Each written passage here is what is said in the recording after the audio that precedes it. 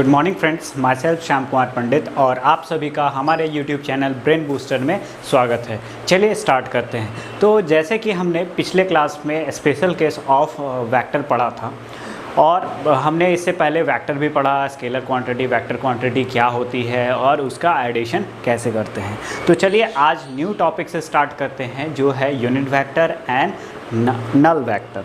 तो क्या होता है यूनिट वेक्टर? तो unit vector are those vector which having a magnitude is unit, यानी जिसका मैग्नीट्यूड क्या हो, यूनिट हो। तो हम लोग ये यूनिट वेक्टर क्यों लेके आए? जो हमारे पास पहले से वेक्टर था तो हमको पता चली कि बहुत सारी ऐसी चीज़ें हैं जिसको हमको डायरेक्शन की ज़रूरत पड़ती है वेक्टर क्वांटिटी में, तो डायरेक्शन हमको दिखाने की ज़रूरत पड़ती है। तो हम लोग क्या करते थे, मेरे पास पहले से हमने देखा कि रिजल्टेंट का फॉर्मूला के अकॉर्डिंग, यानी root under r equal to root under r1 square plus r2 square plus 2r1 r2 cos theta, ये हमारे रिजल्टेंट निकालने की क्वांटिटी थी। तो अगर ये रिजल्टेंट निकालने की क्वांटिटी है तो ये क्या बताता है? तो हमने बोला ये वेक्टर में मैग्नीट्यूड बताता है। क्या बताता है? मैग्नीट्यूड, यानी इसके पास सिर्फ मैग्नीट्यूड है, इसके पास डायरेक्शन नहीं है। तो हम क्या करते हैं, मेरे पास अगर कोई ऐसा यूनिट क्वांटिटी हो, ऐसा वेक्टर क्वांटिटी हो जिससे मल्टीप्लाई कर दे इसको, यानी मल्टीप्लाई कर दे, तो हमको क्या दे? डायरेक्शन दे। क्योंकि हमने पहले ही जाना था कि vector quantities are those quantity which having a magnitude as well as direction, यानी मैग्नीट्यूड भी होगी और डायरेक्शन भी होगी। तो हमारे पास तो मैग्नीट्यूड इससे आ गया, तो कहीं ना कहीं हमको ऐसा क्वांटिटी या एक यूनिट वेक्टर चाहिए था जिससे मल्टीप्लाई करके डायरेक्शन निकाल दे। तो इसीलिए हम लोग यूनिट वेक्टर पढ़ते हैं। तो unit vector are those vector which having a magnitude is 1 unit, यानी जिसका मैग्नीट्यूड क्या हो, 1 यूनिट हो, और विच हैविंग अ डायरेक्शन, और उसके पास क्या हो? डायरेक्शन हो। तो मैग्नीट्यूड 1 यूनिट कहने का मतलब है कि अगर 1 को किसी भी चीज़ से मल्टीप्लाई करते हैं तो वो रिमेन सेम होता है। अगर 3 इंटू 1 हो जाए तो 3 होता है, 4 इंटू 1 हो जाए तो 4 होता है। तो इस कारण से हमने देखा कि यूनिट वेक्टर को क्या करें, किसी से भी मल्टीप्लाई कर देते हैं तो वो भी क्या क्वांटिटी क्या बन जाती है? वेक्टर क्वांटिटी बन जाती है, और उसके पास क्या होता है? डायरेक्शन होता है। क्योंकि यूनिट वेक्टर एक ऐसा वेक्टर है जिसका मैग्नीट्यूड 1 है और उसके पास डायरेक्शंस होता है। तो जैसे कि यहाँ पे तो हम स्टार्ट करते हैं unit vector and null vector. Vector ये टॉपिक है हमारी। तो यूनिट वेक्टर, तो हमने बोला व्हाट इज यूनिट वेक्टर? तो unit vector is a vector which having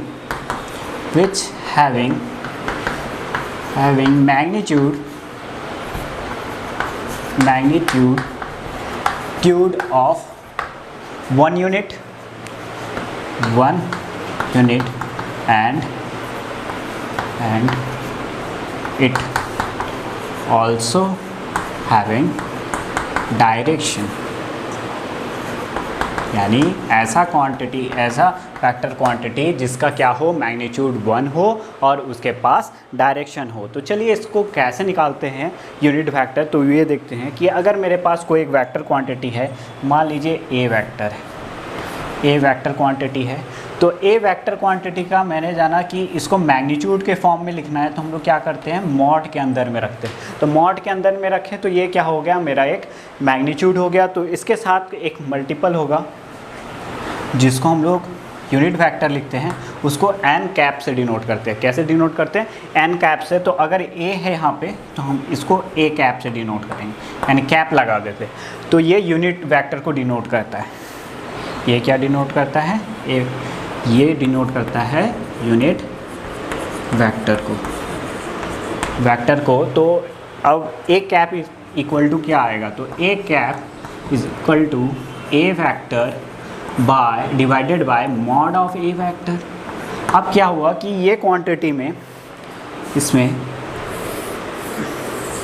ये यूनिट वेक्टर, तो यूनिट वेक्टर के पास क्या है कि किसी भी चीज़ का मैग्नीट्यूड से मैग्नीट्यूड का डिवीजन हो जाए। इसके पास क्या है? ये एक vector quantity, A is a vector quantity which having both magnitude भी है और इसके पास डायरेक्शन भी है। तो अगर मैग्नीट्यूड भी है और डायरेक्शन भी है और इसका डिवीजन हम लोग मैग्नीट्यूड से कर दिए तो इसके पास क्या बच गया, सिर्फ डायरेक्शन बच गया विथ ए यूनिट मैग्नीट्यूड। इस कारण से ये ए कैप जो है कहलाएगा ए वेक्टर इज यूनिट वेक्टर।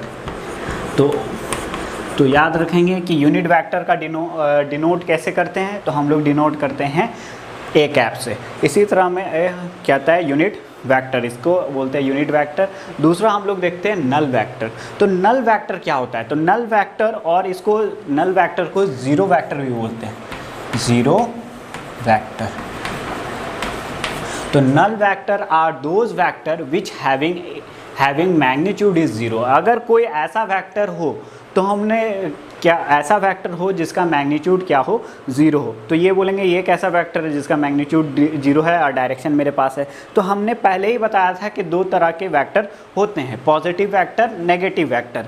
अगर अलोंग द रेफरेंस एक्सिस है, अगर ये एक्सिस है तो पॉजिटिव वेक्टर बोलेंगे, और इसके जस्ट अपोजिट है 180 डिग्री का डिफरेंस है रेफरेंस एक्सिस से तो उसको नेगेटिव वेक्टर बोले।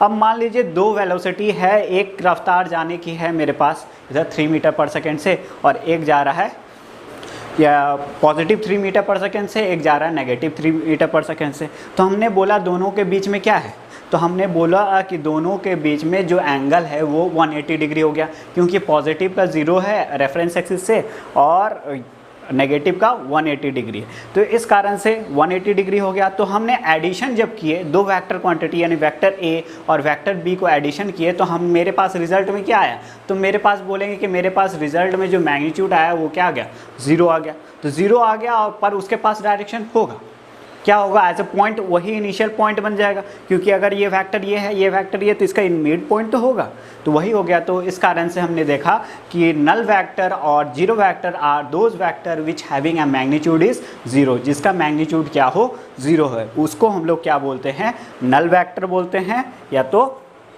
ज़ीरो वेक्टर बोलते हैं।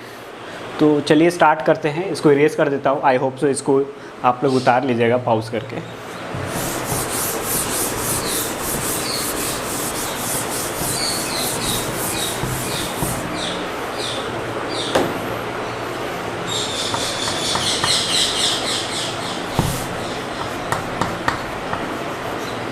नल वेक्टर और ज़ीरो वेक्टर, तो हम लोग बोलेंगे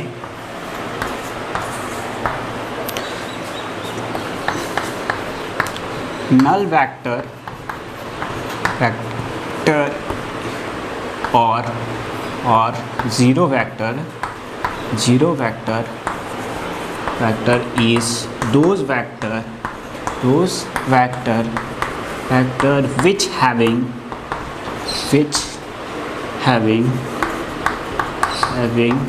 zero magnitude,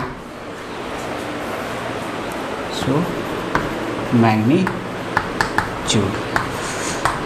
तो ऐसा वेक्टर जिसके पास कैसा हो, मैग्नीट्यूड क्या हो, 0 हो, उसको हम लोग ज़ीरो वेक्टर या तो नल वेक्टर कहते हैं। चलिए इसके बाद पढ़ते हैं रिजोल्यूशन ऑफ वेक्टर। तो रिजोल्यूशन ऑफ वेक्टर क्या होता है, तो जैसे कि मैंने बताया कि 3 डायमेंशनल एक्सिस में लाइन रिप्रेजेंट करता है कोई भी क्वांटिटी को, और उस क्वांटिटी हो सकता है अगर वो वेक्टर क्वांटिटी हो तो हम लोग उसको लाइन रिप्रेजेंटेशन करते हैं। तो हमको क्या करना चाहिए कि वो लाइन जो है 3 डायमेंशनल एक्सिस में किधर भी हो सकता है, ये लाइन इधर भी हो सकता है, तो हमको क्या करना चाहिए कि ये इस लाइन के पॉइंट को हर पॉइंट में रिजॉल्व करने आना चाहिए, क्योंकि हमने बोला कि कोई भी लाइन को पढ़ते तो अपने हिसाब से रेफरेंस एक्सिस मानते हैं। तो रेफरेंस एक्सिस मानते तो अगर ये लाइन स्ट्रेट इधर से पार होती है तो हमने बोला ये एक्स एक्सिस है, ये वाई एक्सिस है और ये जेड एक्सिस है। तो हमको ये लाइन को क्या होगा, 3 डायमेंशनली रिप्रेजेंट करना है। तो 3 डायमेंशन रिप्रेजेंट करना है तो कैसे रिजॉल्व करेंगे, तो जब तक हम लोग वेक्टर को रिजॉल्व नहीं कर पाएंगे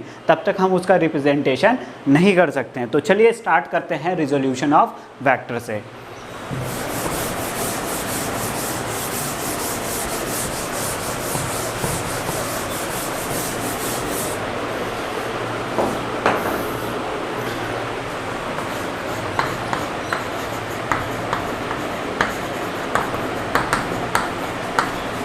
of vector quantity.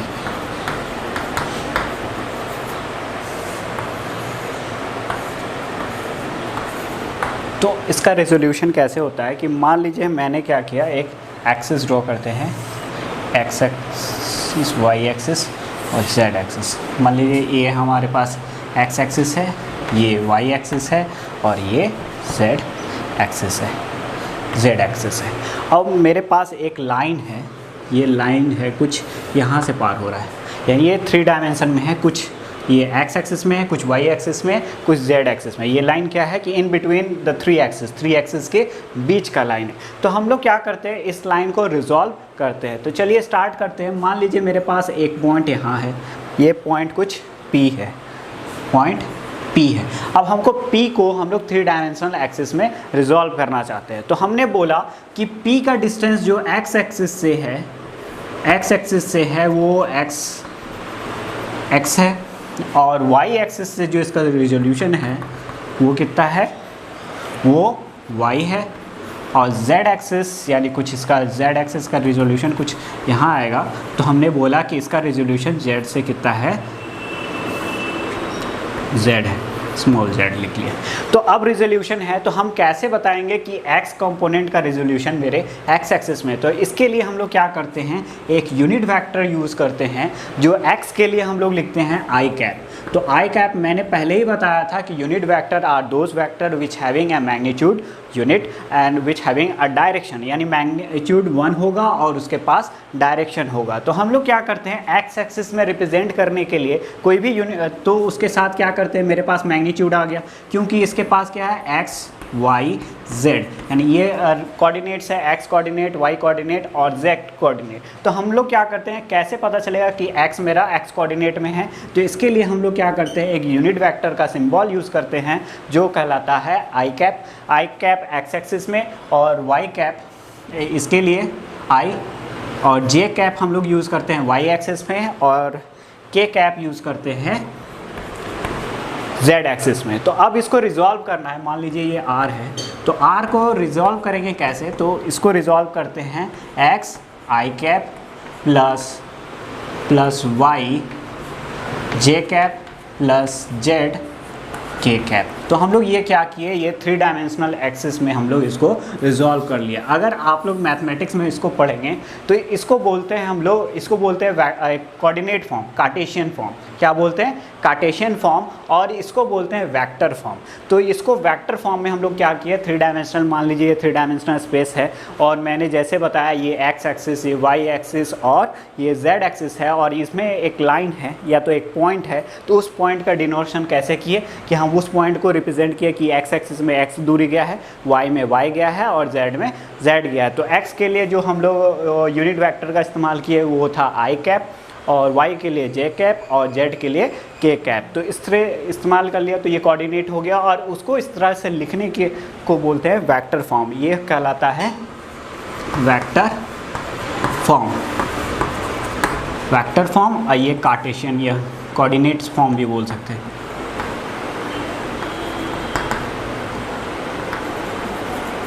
Coordinates form, ये कोऑर्डिनेट्स फॉर्म में हो गया, और ये वेक्टर फॉर्म में। तो हम लोग क्या किए कि यूनिट वेक्टर से हमका हेल्प से कोई भी पॉइंट को या कोई भी लाइन को हम लोग क्या करते हैं, रिजॉल्व कर सकते हैं 3 डायमेंशनल एक्सिस में।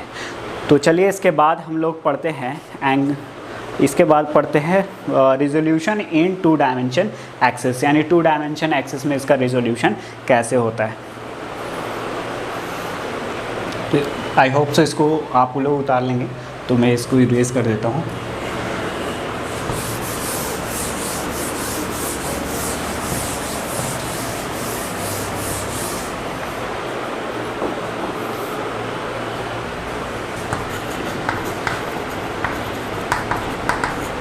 सम of vector in 2 dimension. 2 dimension में कैसे हम लोग रिजॉल्व करते हैं। 2 डायमेंशन में जैसे कि मैंने यहाँ पर एक एक्सिस बना देता हूँ, ये एक्स एक्सिस, ये Y axis, X axis Y axis, और हमारे पास एक लाइन है, ये लाइन है वो है ए। क्या है, ए।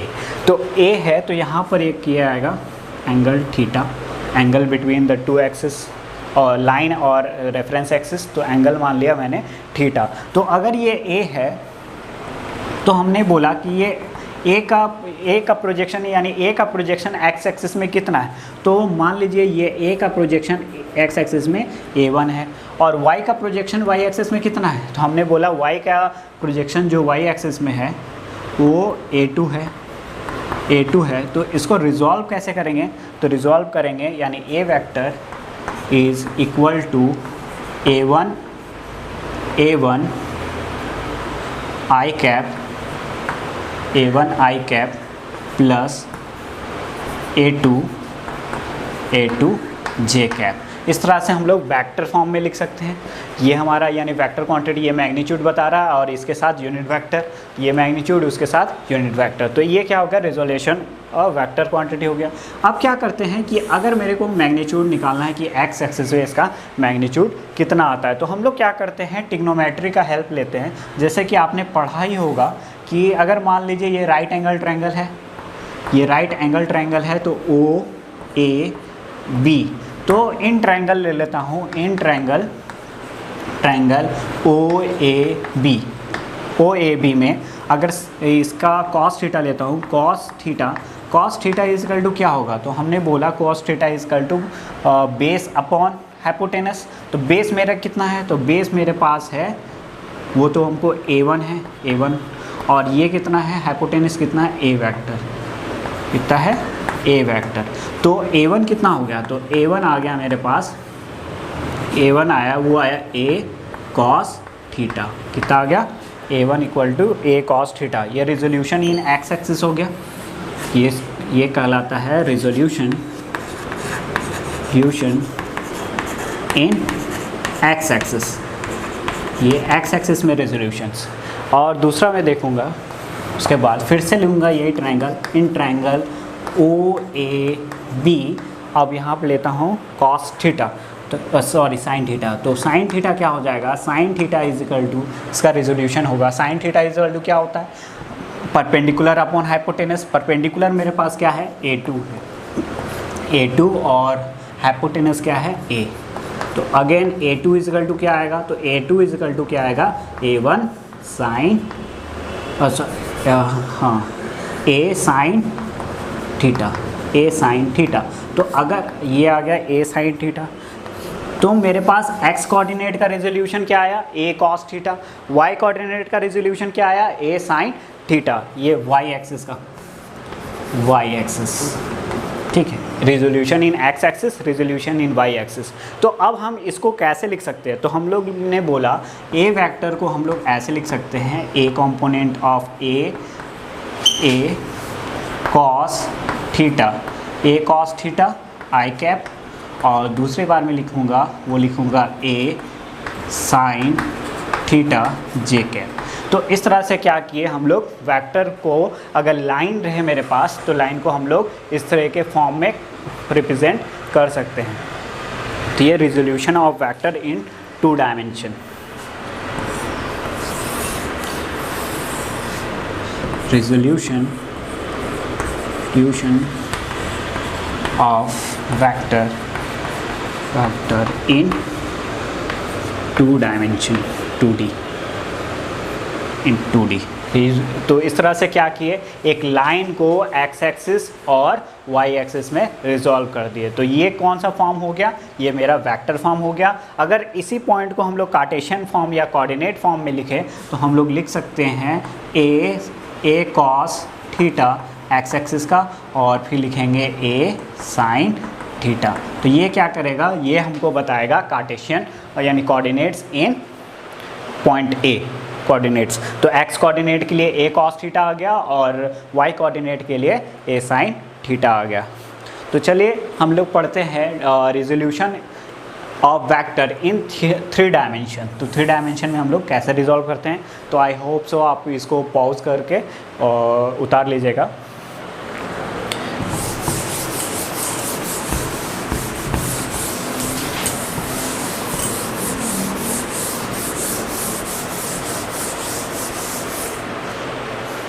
resolution of vector resolution of vector in 3D, 3 dimension में। 3 डायमेंशन में क्या करें, एक इसी तरह से एक्सिस ड्रॉ करते हैं।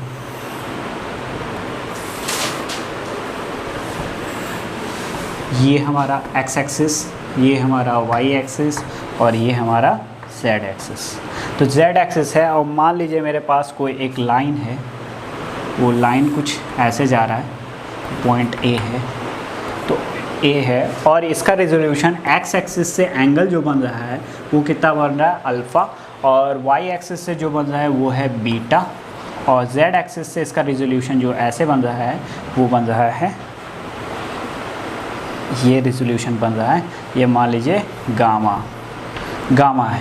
तो एक्स एक्सिस से अल्फ़ा, वाई एक्सिस से बीटा और एक्स एक्सिस से अल्फ़ा बीटा और ये वाई एक्सिस से जेड एक्सिस से गामा। तो ये अगर रेजोल्यूशन आए तो हमको इस तरह कैसे लिख सकते हैं, तो हमने बताया था जैसे कि ये पॉइंट है, तो हमने बोला कि अगर ये लाइन है, लाइन का वेक्टर क्या है, ए है, ए है, तो अगर इधर का अगर क्या था कि जिधर की एंगल है उधर का रेजोल्यूशन करे तो वहाँ पर क्या कंपोनेंट लेते हैं, कॉस थीटा। क्या लेते हैं, कॉस थीटा, क्योंकि हमने अभी ट्रायंगल, राइट एंगल ट्रायंगल ऐसे बना के बताया था कि इधर का अगर कॉस थीटा यानी अल्फ़ा, यानी cos alpha is equal to क्या हो जाएगा, वो होगा बेस अपॉन हाइपोटेनस। तो इसका वैल्यू निकाल सकते हैं क्या, तो हमने बोला हाँ, x1 का वैल्यू हम लोग निकाल सकते हैं। ये क्या आएगा, ये आएगा a कॉस अल्फ़ा, ये क्या आएगा, a कॉस अल्फ़ा। इसी तरह हम y एक्सिस का रेजोल्यूशन निकाल सकते हैं क्या, तो हम लोग क्या करेंगे कि y एक्सिस के लिए हम लोग राइट एंगल ट्रायंगल किसको मानेंगे, तो हम लोग मानेंगे ओ ए बी सी। तो ओ ए सी को हम लोग राइट एंगल ट्रायंगल मानेंगे और इसका रेजोल्यूशन वापस किधर करेंगे, तो हम लोग करेंगे y एक्सिस की तरफ। तो वापस से यहाँ पे कॉस बीटा ले ले, कॉस बीटा ले ले, तो मेरे पास जो आएगा वो आएगा क्या, ये यानी y is equal to, y equal to क्या आएगा, वो आएगा मेरे पास a cos beta, a cos beta. इसी तरह इसका रेजोल्यूशन अगर इसको राइट एंगल ट्रायंगल माने यहाँ से, तो इसका अगर 90 डिग्री आएगा तो इसके सॉरी एंगल आएगा गामा, तो ये z आएगा, वो z कितना आएगा, वो आएगा a cos gamma, a cos gamma. तो इस तरह से हम लोग क्या करते हैं, इसका कोऑर्डिनेट फॉर्म लिख सकते हैं। तो हाँ, कोऑर्डिनेट फॉर्म लिखेंगे a cos alpha comma a cos beta comma a cos gamma.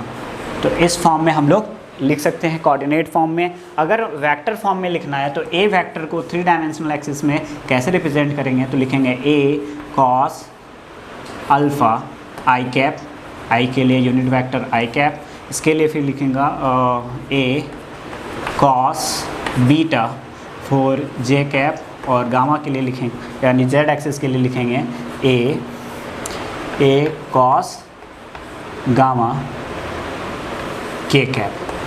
तो ये कहलाता है हम मेरा resolution of vector in 3 dimension axis, यानी 3 डायमेंशन एक्सिस में हम लोग वेक्टर को रिजॉल्व कैसे करते हैं। क्योंकि हमने जाना, क्योंकि फिज़िक्स सिर्फ 1 डायमेंशन और 2 डायमेंशन में लिमिटेड नहीं है, इसको हम लोग 3 डायमेंशनल स्पेस में देखते हैं। तो स्पेस में देखते हैं तो कोई भी क्वांटिटी जो वेक्टर क्वांटिटी होगी, यही जाके आगे जाके फोर्स बनेगा, यही आगे जाके वेलोसिटी बनेगा, एक्सेलरेशन बनेगा। तो हमको रिजॉल्व करने 3 डायमेंशन एक्सिस में आना चाहिए। तो 3 डायमेंशन एक्सिस में रिजॉल्व कैसे किया जाएगा, तो हमने बोला कि उसको वेक्टर फॉर्म में 3 डायमेंशन में रिजॉल्व कर सकते हैं, कार्टेशियन फॉर्म में कर सकते हैं। तो मेरे पास मैग्नीट्यूड का वैल्यू कितना आया, तो मैग्नीट्यूड का वैल्यू जो आया, हमने बोला कि जिधर थीटा होता है वहाँ कंपोनेंट क्या लेते हैं, कॉस थीटा। तो यहाँ पर आया a कॉस थीटा, तो a cos alpha X axis के लिए, a cos gamma Y axis के लिए, और a cos beta Y axis के लिए, a गामा मेरे z एक्सिस के लिए। तो इस कारण से हम लोग क्या करते हैं, इसको रिजॉल्व कर लेते हैं 3 डायमेंशनल एक्सिस में। बाद में यही जाके फोर्स बनेगा, एक्सेलरेशन बनेगा, वेलोसिटी बनेगी। तो ये इसको बहुत ज़्यादा इंपॉर्टेंट है इसको पढ़ना। तो चलिए इसके बाद पढ़ते हैं resolution of 2 dimension in X axis parallel to the axis and perpendicular to the axis.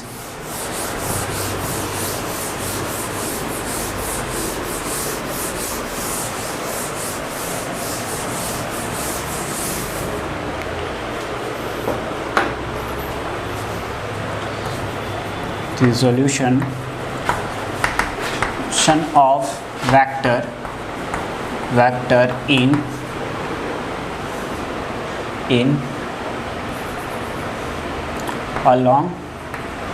along the axis and parallel to the axis यानी along the line को हमको रिप्रेजेंट करना है और पैरेलल करना है। तो चलिए स्टार्ट करते हैं। जैसे कि एक इसमें से एक एग्जांपल करवाता हूँ। आई होप सो आप एग्जांपल के हेल्प से बहुत अच्छे से समझ पाएंगे, क्योंकि जितना हमने पढ़ा है वही सारा इसमें अप्लाई होता है। चलिए स्टार्ट करते हैं कि मान लीजिए मेरे पास ये एक्स एक्सिस है, रेफरेंस एक्सिस पहले से माना हो एक्स एक्सिस, और ये है वाई एक्सिस, और मेरे पास एक लाइन है वो लाइन में ये कंपोनेंट, ये वेक्टर ए वेक्टर है। क्या है? ए वेक्टर। और एंगल जो है वो मेरे पास यहाँ पे है 60 डिग्री और ये है 30 डिग्री। कितना है? 60 और 30। अब हमको क्या करना है, अलोंग द ये लाइन को हमको रिप्रेजेंट करना है ये एक्सिस में। तो अलोंग, पहला है अलोंग द लाइन है, दूसरा है पैरेलल टू द लाइन। तो अलोंग द लाइन और दूसरा आता है perpendicular to the line, perpendicular to the line. तो ये क्या करेंगे, अलोंग द लाइन पैरेलल को ही बोलते हैं और परपेंडिकुलर। तो अगर ये एक्सिस को हम लोग अलोंग द लाइन रिप्रेजेंट करते हैं तो हमने अभी बताया था इसको रिप्रेजेंट कैसे किया जा सकता है। तो यहाँ पर हम लोग लिख देंगे ए cos 60 डिग्री आई कैप लिख सकते हैं। और अगर इसको रिप्रेजेंट करना है तो हम लोग यहाँ पर लिखेंगे ए साइन ए cos 30, अगर एंगल इधर से लिया ये 30 डिग्री। तो ये आ गया। तो इसका रेजोल्यूशन अगर ए वेक्टर है तो ए वेक्टर को लिखेंगे ए cos 60 degree I cap plus A cos 30 degree J cap. अब क्या किए, ये अलोंग द एक्सिस हो गया, यानी इसको हम लोग क्या किए, अलोंग द एक्सिस कर दिए। अब क्या करते हैं, हम एक्सिस को रोटेट कर लेते, यानी कहने का मतलब है कि अब इसी को ही रेफरेंस एक्सिस मान लिए। क्या मान लिए? इसको रेफरेंस एक्सिस, यानी ये एक्स एक्सिस बन गया। तो इसके जो परपेंडिकुलर होगा, इससे जो परपेंडिकुलर होगा, जैसे ये अब क्या कहलाएगा, वाई एक्सिस। क्योंकि मैंने पहले भी बताया था कि हम अपने अकॉर्डिंग एक्सिस को क्या कर सकते हैं और रोटेट कर सकते हैं। तो अब क्या किए कि ये एक्स एक्सिस को रोटेट करके हम लोग कहाँ लेके आ गए, यहाँ पे लेके आ गए, यानी एक्स एक्सिस यहाँ पे। तो अब ये मेरा क्या बन गया, एक्स एक्सिस बन गया। और इसके बीच में एंगल कितना बन गया, तो हमने बोला तो ये जो एंगल हो गया वो कितना हो गया, 90 डिग्री। ये कितना हो गया, 90 डिग्री हो गया। Angle between X axis and Y axis 90 degree. अब जो ये लाइन है ये क्या बन गया, वापस से वेक्टर क्वांटिटी बन गया। क्या बन गया, वेक्टर। तो अगर ए यहाँ पर था तो ये हो सकता है A1 हो, यहाँ का इसका रेजोल्यूशन वाई एक्सिस में, और वापस से इसका रेजोल्यूशन अब इधर भी आएगा, यानी इसका रेजोल्यूशन यहाँ आएगा और इसका रेजोल्यूशन वहाँ आएगा। तो इसका एंगल बिटवीन यहाँ पर क्या है, तो हमने इसके लिए हम लोग कोऑर्डिनेट वाई एक्सिस के लिए कोऑर्डिनेट लिखेंगे। जब हम लोग क्या किए, अपना रेफरेंस एक्सिस को घुमा दिए, किसके अकॉर्डिंग, ए के अकॉर्डिंग। तो घुमा दिए तो ये क्या हो गया, रिजल्टेंट बन गया ये दोनों के बीच का। तो रिजल्टेंट बन गया। तो अब इसका रेजोल्यूशन इस एक्सिस में, वाई का रेजोल्यूशन यानी अभी का रिसेंट का एक्स एक्सिस में, एक्स प्राइम में और वाई प्राइम में आना चाहिए हमको। तो इसको रिजॉल्व कैसे करेंगे, तो हम लोग क्या करेंगे, इसका वैल्यू अगर ए है, A1 है, तो इधर क्या आ जाएगा, तो इधर कॉम्पोनेंट जो आएगा वो आएगा A1 cos 30 degree, A1 cos 30 degree, और ये इसका क्या आ जाएगा 60। तो हम लोग यहाँ पे लिखेंगे resolution in Y axis, reference axis का, यानी अगर हम लोग बदल देते हैं तो आएगा A1 cos 30 degree I cap, और इधर आएगा A1 cos 60 degree J cap. अब क्या किए, ये एक्सिस को अगर रेफरेंस एक्सिस को ऐसे मोड़ देते हैं तो इसका रेजोल्यूशन इस पॉइंट का यहाँ पर आएगा A1 cos 30 डिग्री, और इधर क्या आएगा A1 cos 60 डिग्री। इस तरह से अगर हम लोग, ये आ गया, तो हमने यहाँ पर रेजोल्यूशन किया था एक्स एक्सिस में, और वाई इसको क्या किए थे, एक्सिस को रोटेट कर लिए थे। तो इसका रेजोल्यूशन A1 आ गया था ए वन कॉस 30 आई कैप प्लस ए वन कॉस 60 कैप। अब इसका रेजोल्यूशन वापस क्या करते हैं कि वाई एक्सिस को रोटेट करके कहाँ ले आते हैं, यहाँ पे, तो एक्स एक्सिस के यहाँ कहाँ पे आ जाएगा, ये आ जाएगा। तो इसका रेजोल्यूशन अब एक्स एक्सिस में करते हैं तो क्या आएगा, ए यानी A Y cos A two cos 60 degree और ए टू कॉस 30 डिग्री। ये रेजोल्यूशन कहाँ आ गया मेरा, यहाँ पे आ गया। तो ये रिजल्टेंट हो गया मेरे पास, उस समय ये रिजल्टेंट बना, ये रिजल्टेंट बना फर्स्ट बार में। तो इससे क्या करते हैं हम लोग, रिजोल्यूशन यानी एक एक्सिस को अगर हम लोग एक्सिस रोटेट कर दे तो इसको हम लोग अलोंग द लाइन पे रिजॉल्व कर सकते हैं। अलोंग द लाइन ये आया था और परपेंडिकुलर टू द लाइन ये आ रहा है, यानी ये परपेंडिकुलर आ रहा है, वापस से ये परपेंडिकुलर आ रहा है। तो चलिए एक और एग्जांपल से इसको समझते हैं कि अलोंग द एक्सिस कैसे रिप्रेजेंट करें और perpendicular to the axis resolution कैसे करें।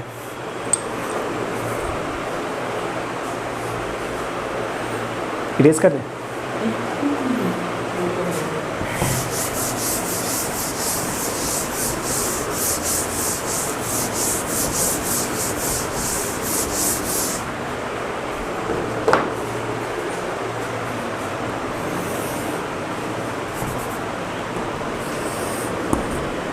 X axis Y axis, again angle यहाँ पर ले लेता हूँ, एक लाइन ये, और ये एंगल यहाँ पे 30 डिग्री और वापस से ये ऊपर वाला हो गया 60 डिग्री। अब इसका रेजोल्यूशन वेक्टर ए है, तो इसका रेजोल्यूशन क्या आएगा इधर, तो इसका रेजोल्यूशन अगर कर तो ये आएगा ए कॉस 30 डिग्री और इधर आएगा ए कॉस 60 डिग्री। तो इसको हम लोग कैसे लिख सकते हैं, ए वेक्टर को लिख सकते हैं A cos 30 degree I cap plus A cos 60 degree J cap, I cap J cap, इस तरह से लिख सकते हैं। अब क्या करेंगे कि अब ये एक्सिस यानी वाई एक्सिस को रिजॉल्व करना है इस एक्सिस के अराउंड, यानी जो रेफरेंस एक्सिस दिया हुआ था। तो हम लोग क्या करते हैं, इसका रेजोल्यूशन इधर करते हैं। तो मान लेते हैं कि इसका जो यहाँ प्रोजेक्शन था वो कितना था, ए वाई था, क्या था, ए वाई, और इसका प्रोजेक्शन इधर कितना था, ए एक्स। तो अब इस एक्सिस को along the A axis represent करना है, तो हम लोग क्या करेंगे, इसका कॉम्पोनेंट इधर लिखेंगे, तो इसका कंपोनेंट इधर लिखते हैं और इसका कंपोनेंट इधर लिखेंगे। तो ये क्या आएगा, इधर कर लिखते हैं, तो ये आएगा मेरे पास आएगा ए वाई कॉस 60 डिग्री, ये एक्सिस में इसका रेजोल्यूशन इधर। अब क्या करेंगे, इसका रेजोल्यूशन इधर लिखना है, तो इधर लिखेंगे तो ये क्या आएगा, ये भी आएगा ए एक्स कॉस 30 डिग्री, ठीक है। इसका रेजोल्यूशन इधर, इसका रेजोल्यूशन इधर। अब क्या किए, ये एक्सिस को रोटेट किए, तो रोटेट किए तो ये आ गया मेरे पास रेफरेंस एक्सिस, ये हो गया वापस से एक्स एक्सिस, और ये हो गया मेरे पास वाई एक्सिस, रोटेट कर दिया। तो अब रेफरेंस एक्सिस रोटेट कर दिए, तो अब ये ए वाई का इसका इधर रेजोल्यूशन किधर आ जाएगा, तो इधर में हमने देखा इसका रेजोल्यूशन इधर जो आ रहा है अलोंग द लाइन, वो क्या आएगा, ए वाई कॉस 60, ए वाई कॉस 60, और इसका रेजोल्यूशन इधर कितना आएगा, तो हमने बोला है तो ए कॉस 30, ए वाई कॉस 30। तो अगर ये लाइन का रेजोल्यूशन लिखेंगे तो टोटल क्या लिखेंगे, तो हम लोग लिखेंगे कि ए वाई का रेजोल्यूशन जो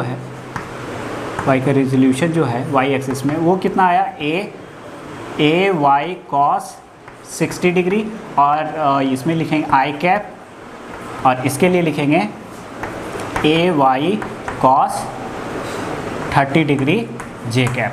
अब ये क्या किए, ये एक्सिस को हम लोग इधर रोटेट किए थे, अब ये एक्सिस को इधर रोटेट करते हैं। तो ये रोटेट करेंगे तो ये क्या हो जाएगा, मेरा वाई एक्सिस हो जाएगा, और ये अगेन क्या हो जाएगा, इधर हो जाएगा एक्स एक्सिस, इसके परपेंडिकुलर एक्स एक्सिस। अब ये लाइन मेरा, इसको हम लोग इधर रिजॉल्व करते हैं और इसका लाइन इधर रिजॉल्व करते हैं। तो इसका लाइन इधर रिजॉल्व करते हैं तो ये क्या आ जाएगा, इसका रेजोल्यूशन इधर आएगा, तो ये आएगा ए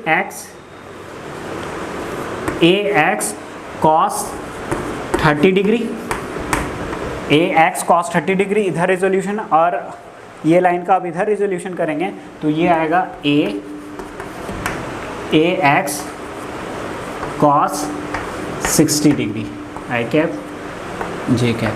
अब देखिए मेरे पास रिजल्टेंट क्या बच रहा है, तो रिजल्टेंट में बोला कि ये लाइन और पहले का रेजोल्यूशन लाइन, ये लाइन किधर जा रहा है, इधर जा रहा है, और ये लाइन क्या जा रहा है, इधर। तो इसका रिप्रेजेंटेशन, और दूसरे बार में देखेंगे कि ये क्या हो गया, एक दूसरे को क्या कर रहा है, कैंसिल कर रहा है, और दूसरे टाइम में, और ये एक्सिस को में क्या हो रहा है, ये टर्म और ये टर्म क्या हो रहा है, ऐड हो रहा है, यानी एक्स एक्सिस का टर्म, ये टर्म, और हाँ ये टर्म क्या हो रहा है, ऐड हो रहा है, और इधर का टर्म क्या होगा, सब्ट्रैक्ट होगा। तो सब्ट्रैक्ट होगा तो हमने बोला कि इधर का टर्म्स जो है, यानी ये आएगा, रिजल्टेंट जो आएगा वो फिगर कुछ कैसे आएगा, कुछ ऐसे आएगा, और रिजल्टेंट में ये और इसका एक परपेंडिकुलर। तो ये हमने बोला ये ऐड हो गया, तो ये कितना ऐड हुआ, तो ए वाई कॉस 60 डिग्री ऐड हुआ, प्लस इसका फिर ऐड हुआ था, तो ए एक्स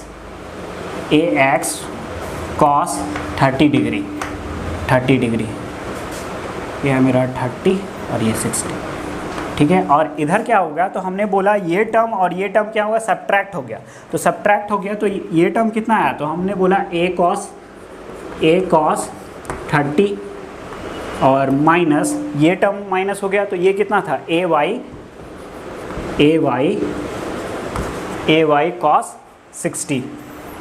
कॉस 30, सॉरी ए वाई कॉस 30। तो एक टर्म क्या आएगा, वो इधर आएगा, वो ए वाई कॉस 60 डिग्री प्लस ए एक्स कॉस 30 डिग्री आएगा एक टर्म, ये वाला टर्म, और ये टर्म जो आएगा वो टर्म आएगा A X cos 30 degree plus minus A Y cos 60 degree. तो इस कारण से हम लोग क्या किए, इस केस से हम लोग अलोंग द एक्सिस ये हो गया, क्योंकि वेक्टर ये दिया हुआ था, तो अलोंग द एक्सिस रेजोल्यूशन कर दिए, और उसका परपेंडिकुलर टू द एक्सिस, यानी इसके परपेंडिकुलर ये भी लाइन परपेंडिकुलर है और ये भी लाइन परपेंडिकुलर है, तो हम लोग इसका रेजोल्यूशन परपेंडिकुलर में भी कर लिए, अलोंग द लाइन भी कर दिए, और ये परपेंडिकुलर टू द लाइन भी कर दिए। ये अलोंग द लाइन,